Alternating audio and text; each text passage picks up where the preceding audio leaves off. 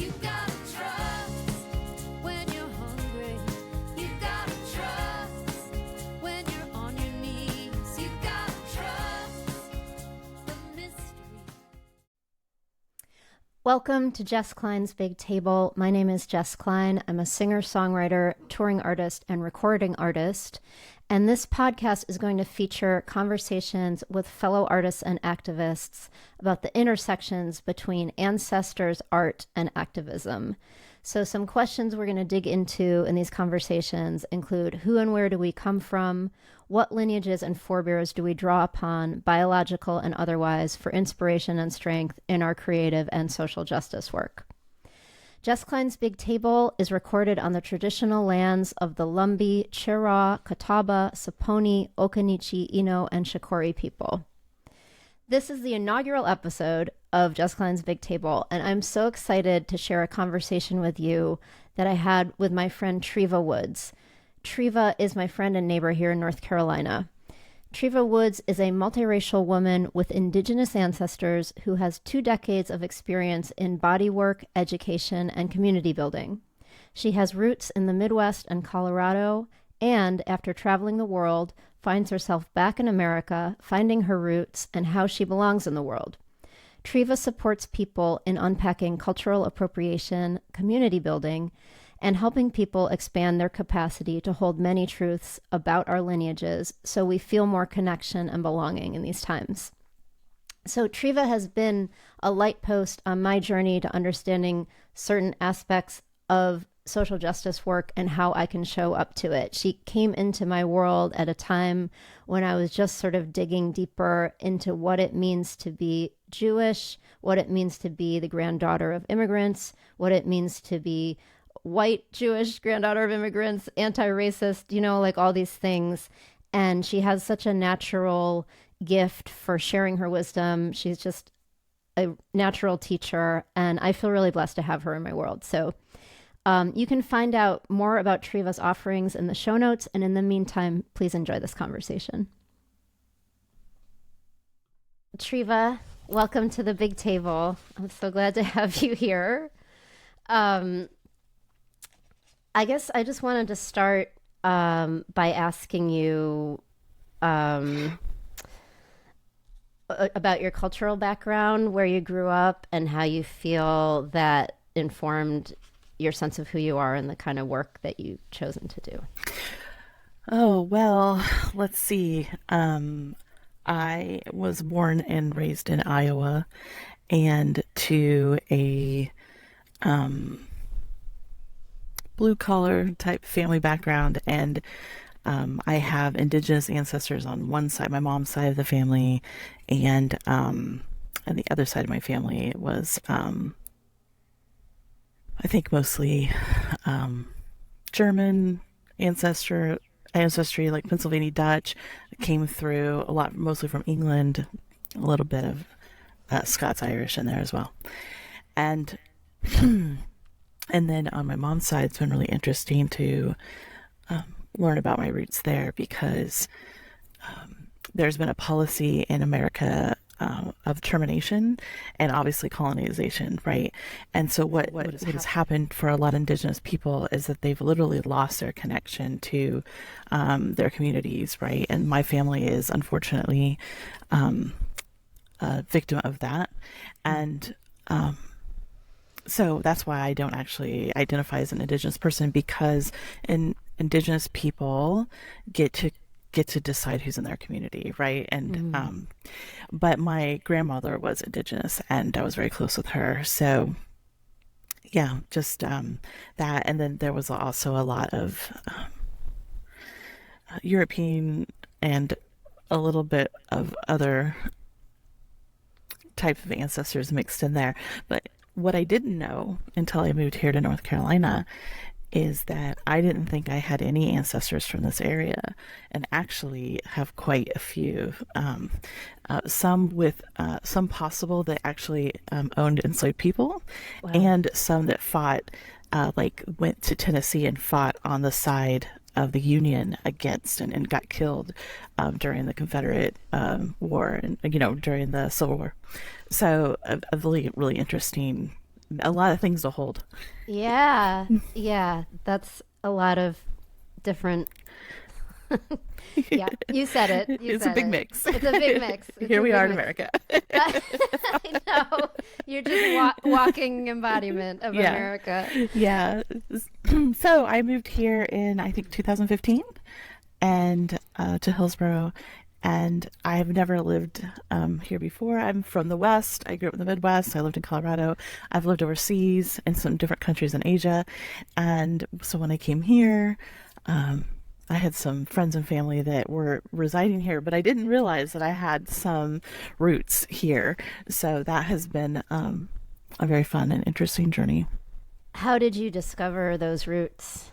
Mostly through the tool I mostly have been using is ancestry.com, and then working with other people. We don't have any oral history of this, except that my Indigenous ancestors came from Tennessee, and and a lot of people who there's like a migration pathway of people coming in through Virginia, right, and then coming down here and into the mountains and then into Tennessee. So a lot of the my European ancestry too from that line was mixed in with that. Yeah. I first met you I don't know, a couple years ago. I don't really remember. Well, we met because we were both attending a Joy in the Time of Apocalypse workshop with Adrienne Marie Brown and Sonia Renee Taylor and Jessica Laniato. Yep.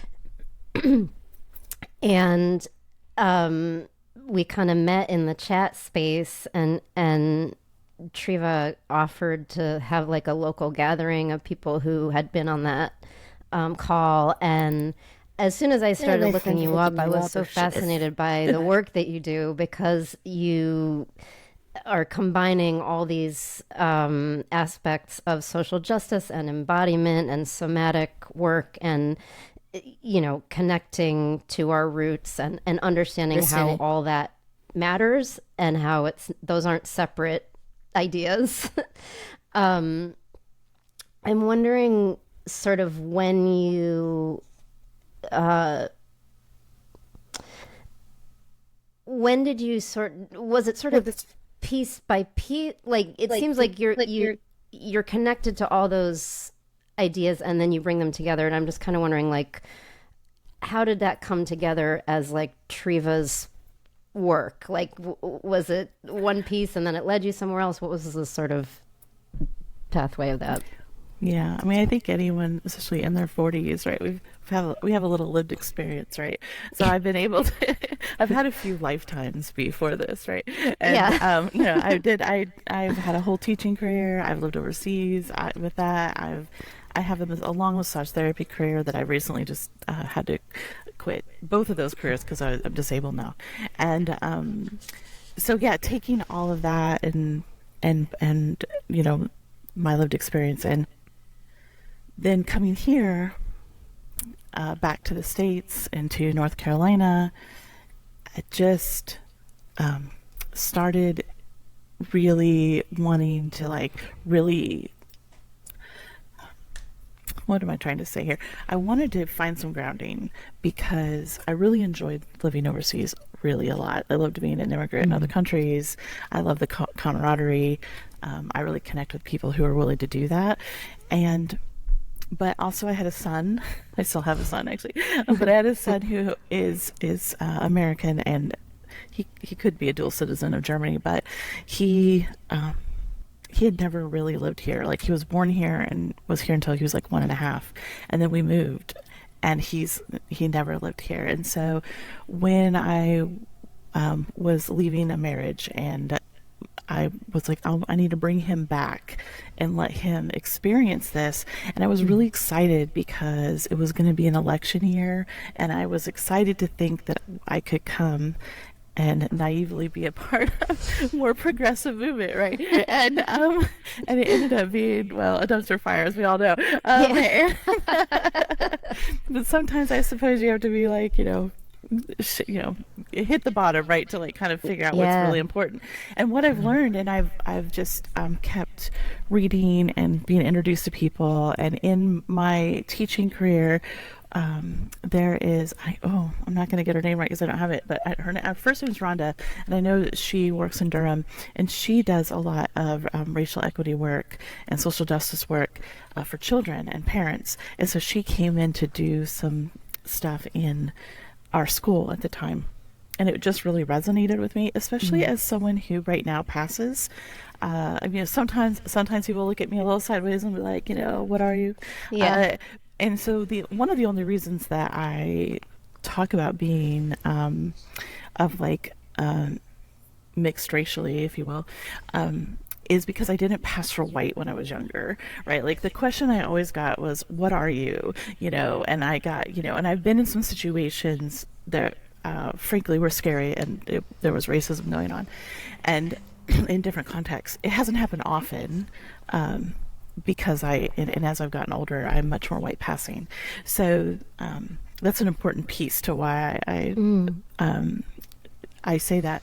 But as someone who was in a place that was predominantly white, and after teaching in like these very mixed, minority of European and European heritage, and my son being a part of all of that, and I being a part of all of that, and our whole family, didn't.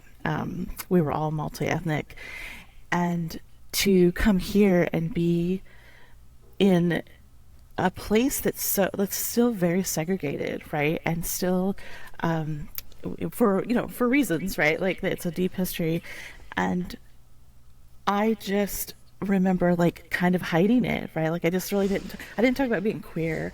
I didn't talk about being have Indigenous heritage or being mixed, or just any of my experience with that. I just tried to fit in and blend in because I was, I had to support a kid. I was a single mom, right? Like there was all this stuff going on. And when those workshops started happening, and like Adrienne Marie Brown started putting out her work, and like all these different authors and wonderful things started happening, I started just soaking it in. Yeah, it was just like kind of built on that. Yeah. It resonated with me to my core though, and then like once the blinders are like, once I was like, yeah. And then I met someone else, she's a business coach more, and now like she's a thought leader, I would say. Her name's Kelly Deals. She's a Canadian out of Canada. A Canadian out of Canada, of course she is. She's a European descent. She's white. Okay. Yeah. And she lives in a white body, but Right. she has such great nuance, and so I started learning about that as well, and it just really helped me see things in a different light and see the bigger picture, and how dominant culture affects everyone. Yeah. And also listening to you, how you kind of opened up to weaving all your experiences together. And I mean, the astrology part of me is like, you're such a Sagittarius because you're such a learner and a teacher.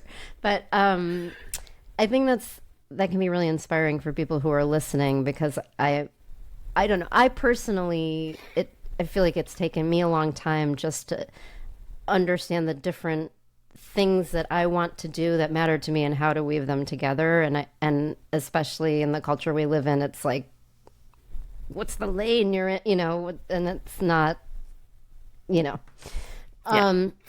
that compartmentalization. Yeah, it's sort of like, okay. So, okay, we were talking about compartmentalization and how, I don't know, just when you said that, I thought about that feels like that's part of dominant culture. Somehow the compartmentalization of what we're supposed to do with our lives seems somehow connected to everything else we're taught to try to compartmentalize. So I think that the way that you are tying things together and offering it back to people is groundbreaking, and I'm grateful that you're doing. Yeah, I mean, there's a lot of people doing great work in this area, so. Yeah, absolutely. So just for folks who are listening, Treva was really generous to meet with me when I was trying to figure out how to put this podcast together and get started. And we were talking about a lot of different things. We were talking about you had mentioned Treva being disabled, and when we met at your house, we talked about how social justice movements can be ableist. And you said this is what I wrote down that you said, because it was something I wanted to ask you more about. When you bring in disabled people, it changes how the event will be, and that's the point. Every time we widen the lens, it becomes something new, and that's the point. And I just was hoping you'd be willing to speak more to the power of like adapting like that and widening the lens, and how the possibilities that can come with that. Yeah, I mean, the thing about being human is we don't know what we don't know, right? And in our society, especially in the U.S., it is extremely ableist, and it's such an interesting concept because we're born. And there actually is a whole industry to help with babies, right? Like that's kind of, we know about that.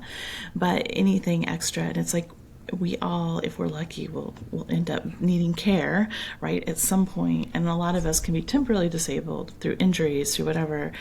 And it's just about being human. And the whole, people have worth. We're not like that idea of capitalism, right? We're trying to unlearn, like we're trying to decolonize that. We're trying to unpack that. And this idea that our worth is based on what we can contribute, and now you see what's happening in our countries, like, oh, women are only valued to contribute babies in some sects, right? In some parts of our country and beliefs. And we know that that's, not true. Yeah. And so but it's so easy to be like, well, we don't have time. Right? Like disabled people really are the last, place that people really they just can't see the discrimination, or they can't understand. And so, and until I was disabled, I didn't really understand it either, right? So just I want to be really clear about that, that I'm not here to, this isn't a shame, like, there's nothing shameful about this. It's like, we just do the best we can, and we keep just trying to include more people. And so having disabled people, have them in the planning, right? You have to have them in the planning, and it's going to look different, and it's going to take longer, and it's going to be more thoughtful, and it might be more expensive, and you might have to do less. You know what? We need rest. We need time for joy. We need to pace ourselves for this long haul. This isn't a sprint. Right. Right. And when I could just think about, I mean, there's a lot of different people that have been marginalized in this world, but I'll specifically talk to something I actually know about, and that is like Indigenous people in North America, especially, like they've already gone through the apocalypse, y'all. Yeah. Right. Some of my ancestors went through the apocalypse, and they're still here. Still, many are here. Right.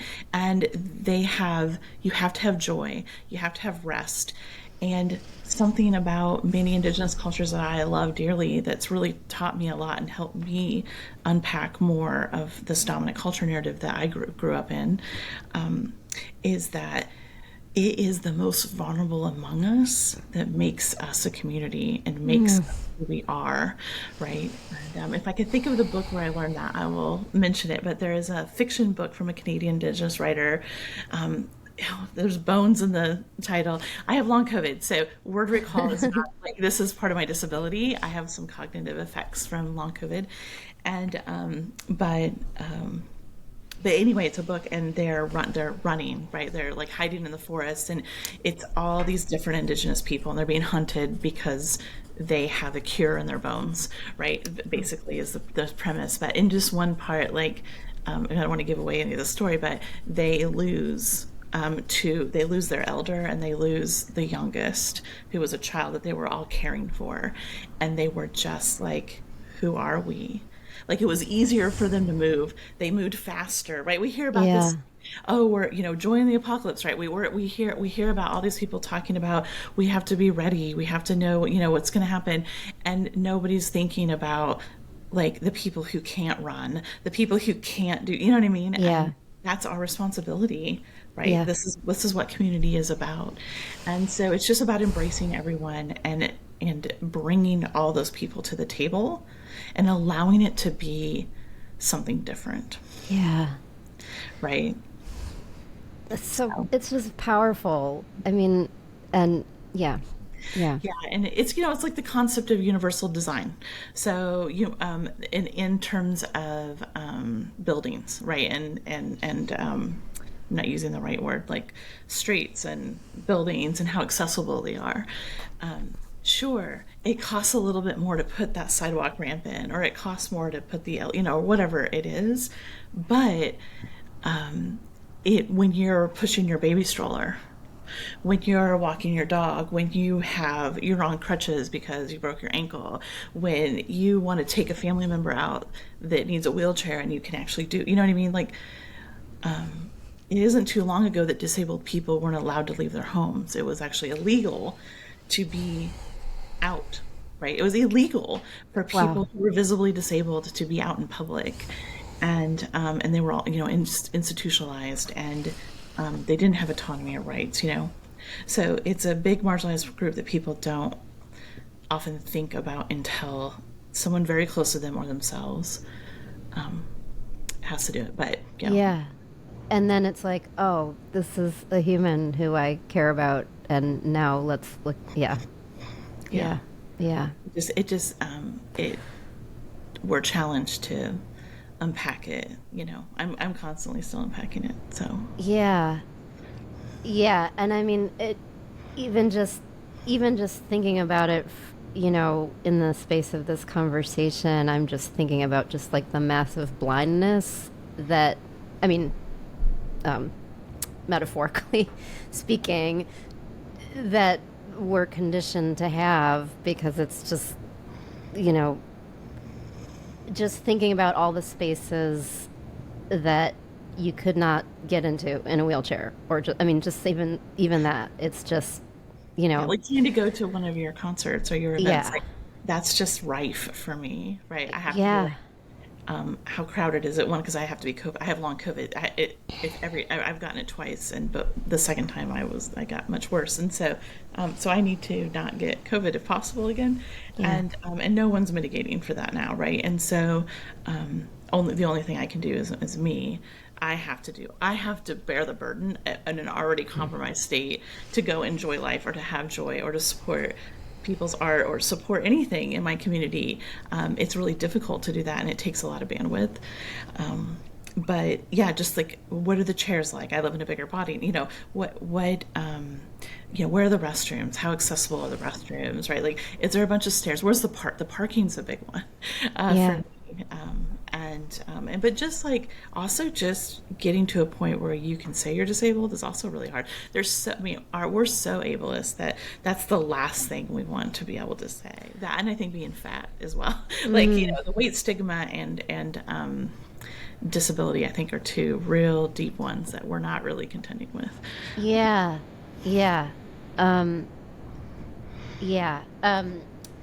This kind of leads me, I think, into a related quote that I saw on your website, where you said, "You're very quotable." It's like, Oh wow! yeah, you're very like clear spoken. When I've listened back and looked at the transcripts of some of my previous conversations, it's embarrassing how many times I say like or just or So it's nice to. You'll be taking a million ums from me. I promise you. Okay. Okay. On your website, you say, tending a brave community space grounded in anti-racism principles and practices is deeply important to me. This work takes time and space and action. And yeah, just sort of listening to you speak about all the limitations that we put on people with disabilities in terms of accessibility, it tells me, we're so focused often on the action piece, and the time and space is almost like, oh, we don't have those. It's like I mean, I guess you had spoken previously about how some of your indigenous ancestors, they already survived the apocalypse, some of them, and some of the culture survived, and like to understand that marathon, not a sprint mindset. Well, I think one of the things that makes me think of this right now is, urgency is a trait of white supremacy, right? Yeah. So we can just name that, right? Yeah. And sure, there are, life and death is often urgent. I get that. And, but still, often people, especially people who are new to the work, right? Or, which is great. Like, come in and listen. Yeah. Come in and sit down. Come in and, don't do the action piece first, right? Like, come in and be willing to really have and build up your nervous system to handle the very uncomfortable reality we're living in, and not being able to disassociate from it all the time, right? Like, kind of like what dominant society kind of does. And that takes time. That takes space. That takes a willingness to be in an uncomfortable place, and then the action will come. And the other thing I notice in this is, if you take time and space, right, and you're willing to let mentors come in, you're willing to allow to listen, because what I've seen, and I've done this myself. Again, this is a shame-free space we're talking in. Absolutely. Said is nothing I haven't done, right? Yeah. Is, you get fired up about something, you're like, I should start this thing, right? I mean, how many times have I done that? But how many times have we heard that, right?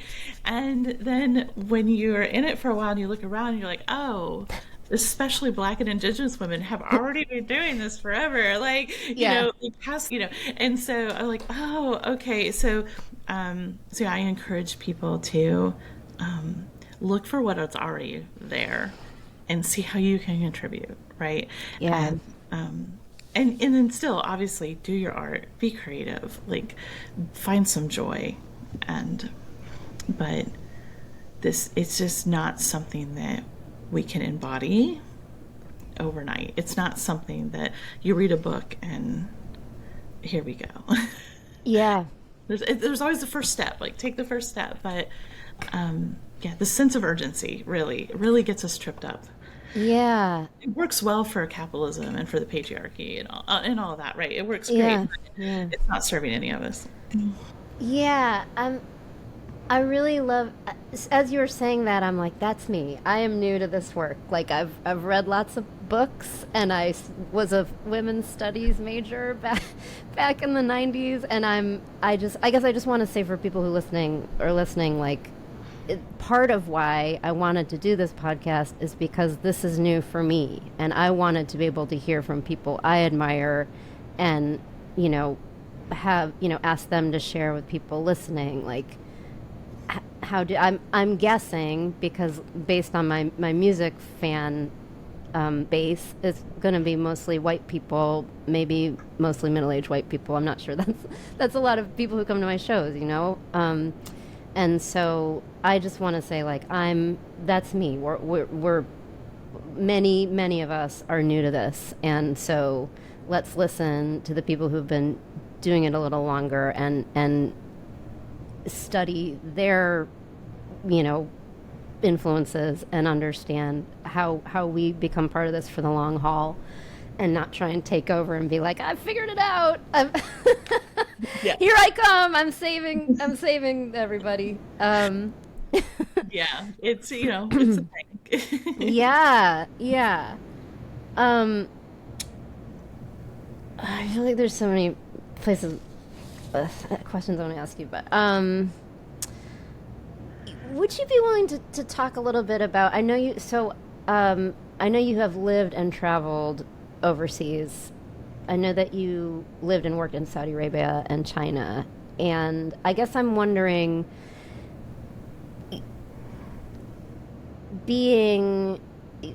what did you feel? I don't know if I'm asking you a question or making a comment. For me, traveling overseas gave me a lot of perspective on America and being American, and I'm wondering if that, maybe just talk a little bit about your experiences and anything that you want to share about. those. Yeah, I mean, it definitely stripped real quick, this idea of American exceptionalism, because that's, I was raised in Midwestern, culture here. Went to the public school, just had a kind of, in essence, somewhat of a regular time with that. And so, I only knew the stories that I knew, right? And the interesting thing is that when I went overseas, I'll just have to talk about this a little bit, but it opened my eyes in a way, and it was just such a rich experience, and especially the last few years, because I was an international teacher and I have my credentials here in the States. So the way that works is that when you go teach at international schools, it's like you're teaching here, right? You only speak in English. You're teaching most usually American curriculum, unless it's IB, but your student body is very mixed and very from usually a lot of different countries. And I got to meet so many different people, right? And learn about so many different ways of being. And the last few years, I ended up not being a teacher. But so I guess what I was trying to say, backtrack for a minute, so a little on the tangent, is the international teaching scene in American schools is usually just Canadian Americans. So I was really in this insular experience, very busy teaching, burning it on all ends, and staying kind of insulated in that. But when I quit teaching and I just did my massage and bodywork practice in Saudi Arabia, I ended up helping co-found a women's circle then, and I was the only American, right? And it was women from all over, and that's when I really had profound, deep, meaningful relationships with women from all walks of life. And it was one of the most beautiful experiences in my life but it took time. We took time to be together. We met every month, right? We just supported each other in a way, and we tried something new. And that, I'm still very close to many of the people in that, even though I'm not there. And I also learned about, silly things like healthcare, right? And how horrific we are to women and children in this country in terms of just having babies or child leave, or just, it's torture level. It's just so no one can understand, and even now when my American friends come back to visit or move, it's just the how expensive it is and how unsustainable it is to live here, and just everything there. It's a very difficult. So comparatively to what you were saying. Yeah. So I have mixed feelings because I know many people who live overseas, enjoy it, and I don't begrudge people in marginalized groups, heading out, but there is a little bit of this new thing you're hearing a lot. It's how do you move out of this country because it's falling apart? And I'm y'all kind of don't hello colonizers, yeah, you know what I mean? yeah. It's you come and ruin everything, and then now we're not going to take responsibility for what our ancestors have. My ancestors too, right? We're not going to take responsibility and be here for the hard stuff and be here for community, and and so that's a little disheartening. I get it, and again, not a message of shame, but it's just so interesting to see that mindset because Indigenous people aren't doing that, right? You know what I mean? It's there's a difference. There's a real connection. We lack that connection here in our society with the land and with people. I find in a real way. Yeah. I'm really glad that you mentioned that because I feel like, a month and a half ago when we were in a different place with this election, I'm not gonna lie, I was I am writing to friends overseas and being any room for artists over there? Yeah. I'm not gonna lie, but I also felt another voice that was build community through this podcast. That's what you can do. And I mean, it's I'm just glad that you said that, because I just feel like there's so much power in, it's like, I know we spoke about this when we met, but the nuclear family thing is like, it's so doesn't work in so many ways, and there's so much power in just connecting, really connect to your community and see what you can do together when you're coming together with any kind of shared desire to make something better just in that small space. It can open something up that wasn't there before. It can help you feel supported in a intangible and tangible ways. Like it's such a powerful again, like I just think something that I somehow didn't pick. I mean, I feel like I have family members who are invested in community and stuff, but I somehow didn't pick it up. Anyway, that's me, but I'm glad that I'm glad that you're talking about it, because I just feel like community it's just so important, especially, we're, I think, by design very isolated in so many ways, especially in COVID and social media and the everything of it. Would you also, you had mentioned in your notes, let's see, you said, well, two things. I guess I had posed a question about who do you call on, living or ancestors, when things get hard with speaking up. And you mentioned your grandma Shirley, and I think that you mentioned her again when you were speaking earlier. Would you be willing to talk a little bit about her and her relationship with you? Yeah, my grandma Shirley was born in the 30s in Iowa. She had a big family. Her mom was Indigenous as well, and the survival technique was marry white men. Yeah. Right? So, Yeah. so that kind of is how that worked out. And her mom died when she was very young. And I have like a long family lineages of parents dying very young, and so just in my research and in the oral histories. But she ended up having to live with her paternal grandmother, and ended up, was living in, dealt with a lot of poverty. She was a woman of color in Iowa in a time when that just, wasn't the thing. When they say, make America great again, let's go back to the 50s. And I think of my grandma, and I was like, it wasn't so great for her. You know? She had to deal with a lot of violence and discrimination and just really horrible stuff.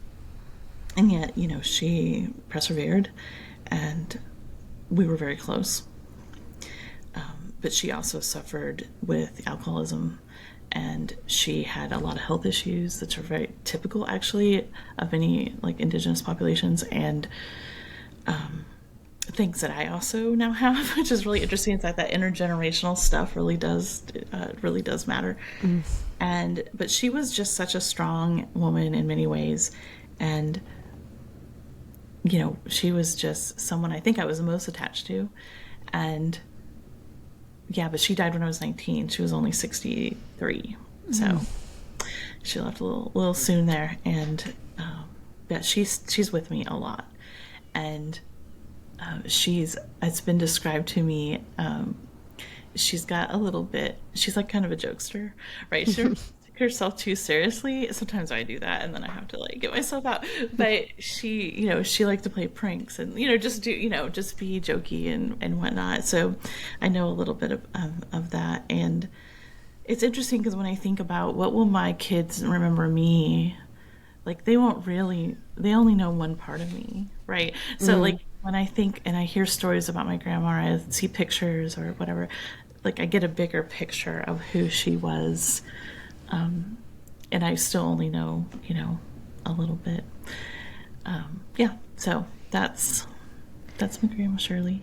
The prankster energy sounds also like that has to be a survival thing, the humor, and let's not yeah, let's not take it too seriously. She didn't have a lot to laugh about, but she did. Yeah. Right? Yeah. Joy in ways that sustained. My family found my family, has a lot more poverty and substance abuse issues and a lot of like abuse. And it not all sides of my family do, but that one is definitely and lack of intergenerational wealth building. It's just so very evident, right? Like it's like my family is like really a case study, right? Like here's the all white side and what it looks like, and there's still things that it's hard, right? But they're looking at it from both sides, but yeah, that's someone that I think about, and she's the reason that I do this work, which is an interesting thing because she's the one that told me to break the cycle. So. Wow. Did she say that directly or? Oh, wow. I was like 11 or 12. I remember it clearly. I actually wrote it. One thing, I'm in grad school at UNC, getting my master's in social work there, right? And which is funny. I'll fingers crossed here, folks, that I will graduate before I'm 50. Okay, right before.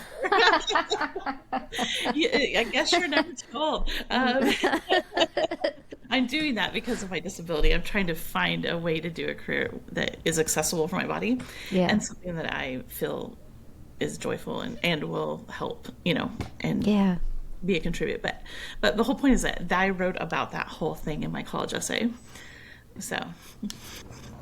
Wow. Would you be willing to share what she said specifically, or?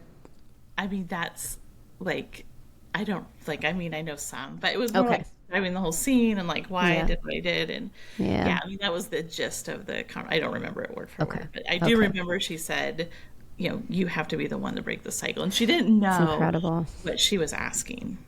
She didn't know that meant I needed to move away and that I needed to untangle myself from my family for a while and figure, work and do that. And it still continues to today.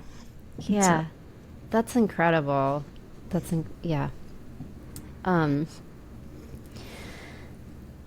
Something you said made me want to ask you,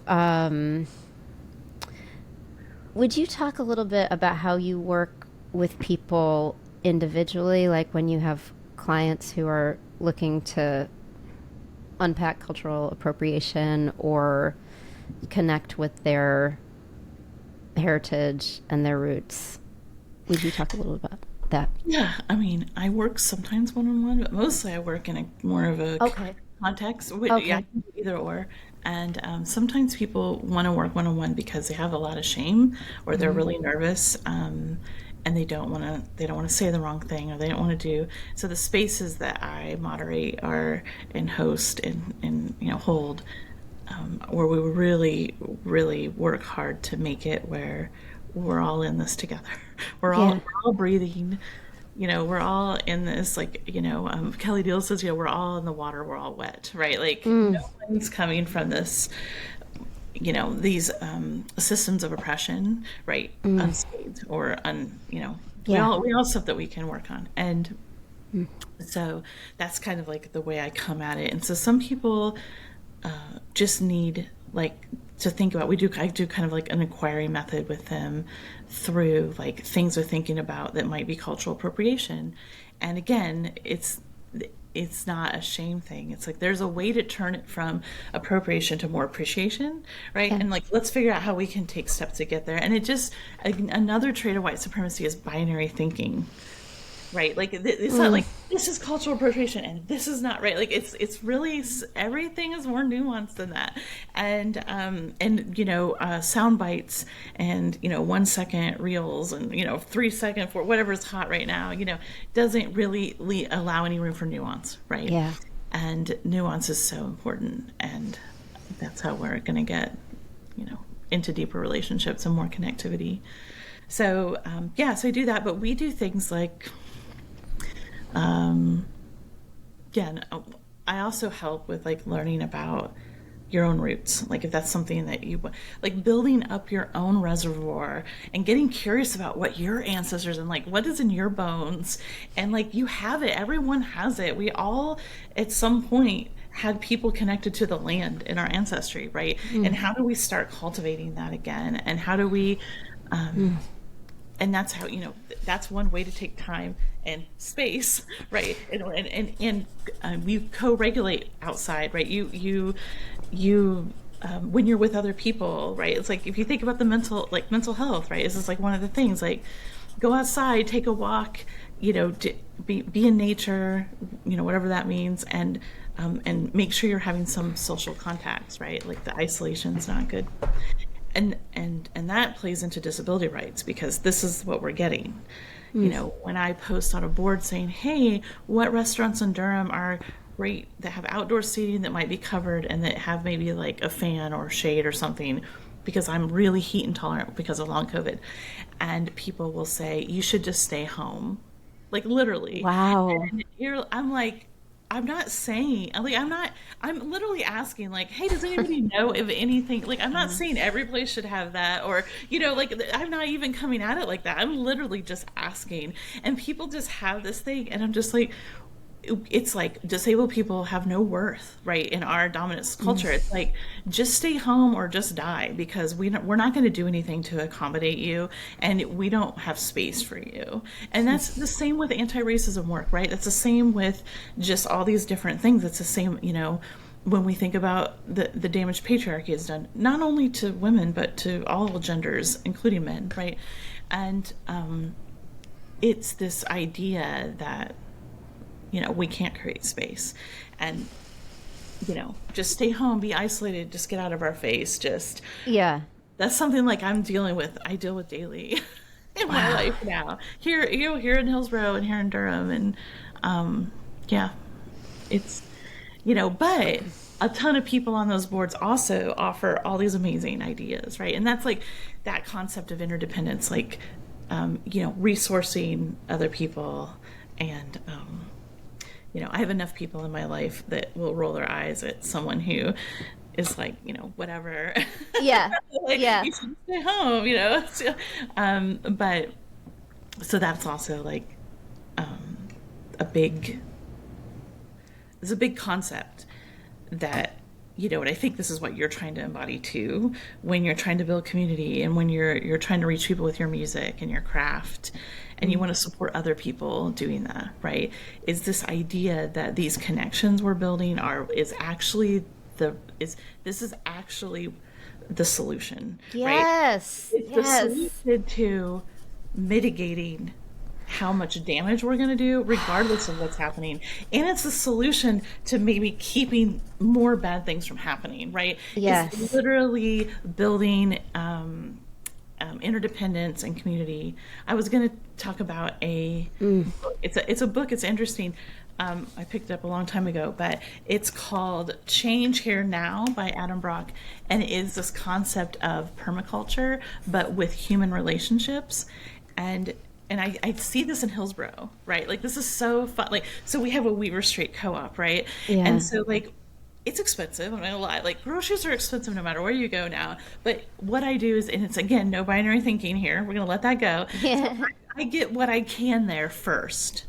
And then, I have to shop at Walmart because we have a gazillion kids and, all the things, right? We have to do what we have to do. But doing what I can, right? Yeah. And making those connections with local people, putting the money back into the people who are farming in the area, putting the money back into people who are paying living wages and real health care, you know what I mean? And that kind of stuff. So that's what, like, I do what I can. Again, it's not, there's no shame. It's not all or nothing. I think that's where we get tripped up so much. And doing things like, doing art together, so I have one friend who's like works with clay, and we're like working with clay. I'm just saying, I'm not good at any of this. It's fun, right? Like, this whole idea of being creative, right, and doing art, right? And it's like, we have to make it something that you can sell, or that you can. It has to be the same, instead of the process that we're doing it together, or we're doing it for our own creativity and expression for others to see, perhaps, or just to do it with other people, even if it looks like a kindergarten drew it, which was me. That's me. It was me. I'm trying to learn how to crochet, and I'm still on the same. I have those like wobble bags. I finally tried all the things, but I had to go down to this like beginner kit thingy, and I'm still trying to do it. But I do it every month at my the Stitch and Bitch we have. This is in my community. We do a Yeah. Stitch online, and it's very accessible for everybody, so it's really nice. And we all work on our own and creative endeavors, and it just gives me life. And it's only an hour a month, but I know that because I also have ADHD. That's also a disability. It can be amazing at times, but it's also but I know that I'll come back to it, right? And that's the time, like putting the time in for connection, for joy, for creativity. Like I have to put it on my calendar. Yeah. For me, or doesn't it's not happening. Absolutely. Yeah, I'm so glad I was going to ask you about actually several things that you just mentioned, so I'm glad you kind of tied them together. But yeah, yeah. So yeah, people listening, like, schedule an hour a month to do something. You don't have to be good at it. Maybe do it in community with other people who aren't great at it, or they are. But it's like it's an intangible way that you're filling your tank when you're just allowing yourself to connect with people. It doesn't have to have a stated purpose or end goal. Yeah, that's so cool. So I guess we should wrap up soon, just for the sake of this being a length that, I don't know, of a podcast, but I'm hoping you'll come back again soon, because I honestly, I could listen to you talk and talk with you for hours. You're amazing, and so, yeah. But I guess before we close up, anything else that you want to share that you're excited about, or the floor is open if there's anything else that you want to touch on about anything we talked about or anything we didn't talk about. Yeah, there's so many things. No, because it'll go off on a whole nother tangent, I think. Yeah. Maybe we just have to schedule a part 2 for another. We'll schedule a part 2. Yeah, we're gonna, as soon as we hang up, I'm gonna be like, when can you come back? There's one thing I want to say. Okay. This always happens, right? Yeah. Is the one thing I want to say is we have there's a lot of discourse I'm hearing about, and I've been a part of this too, about, we have to meet in person for it to be really meaningful, right? And that online world's not real.